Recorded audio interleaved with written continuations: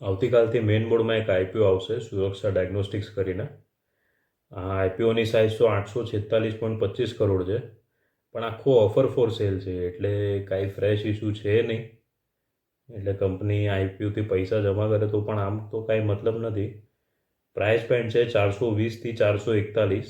એક લોટમાં 34 શેર છે, એટલે આપણા જેવા રિટેલ રોકાણકારોને મિનિમમ 14,994 જોઈશે એક લોટ ભરવો હોય તો, અને 13 લોટ મેક્સિમમ ભરી શકશું તો 1,94,922 રૂપિયાની જરૂર પડશે. કંપનીનું નામ છે એ રીતે તમે સમજી જ ગયા હશો કે આ પેથોલોજી, રેડિયોલોજી ટેસ્ટિંગ અને મેડિકલ કન્સલ્ટન્સી સર્વિસીસ પૂરી પાડે છે. આનું મેઇન કામકાજ બધું પશ્ચિમ બંગાળ, બિહાર, આસામ, મેઘાલય સાઇડ છે. 166 સેમ્પલ કલેક્શન સેન્ટર છે, 49 ડાયગ્નોસ્ટિક સેન્ટર છે, 215 કસ્ટમર ટચ પોઈન્ટ છે. હવે આ બધું સાંભળવામાં સારું લાગે છે, પણ પ્રોફિટ ગ્રોથ જોઈએ ને તો એ સ્ટેબલ નથી. 2021-22માં કંપનીએ 20.82 કરોડનો પ્રોફિટ કર્યો, ચલો સારી વાત છે.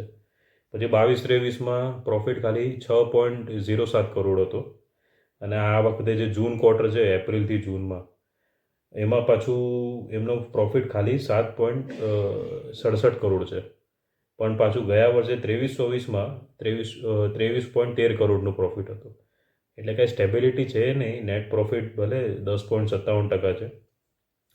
હવે એક પોઝિટિવ જોઈએ કે બધું એક જ ટચ પોઈન્ટ છે, બધું એક જગ્યાએ મળી જાય.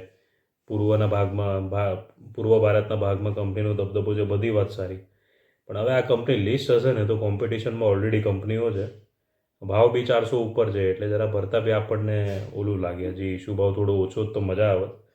અને મેઇન તો શું, ગ્રે માર્કેટમાં કોઈ મૂવમેન્ટ નથી, અને ક્યાંય આમ હાઇપ પણ નથી. નોર્મલી શું છે, આમ સોશિયલ મીડિયામાં ને બધે હાઇપ જોવા મળે મેઇન બોર્ડના આઈપીઓ આવે તો. એવું કંઈ છે નહીં. એટલે જુઓ તમને લોકોને જેમ ઠીક લાગે. બાકી આ આઈપીઓનો હાઇપ નથી, ગ્રે માર્કેટમાં બી કોઈને ઇન્ટરેસ્ટ નથી.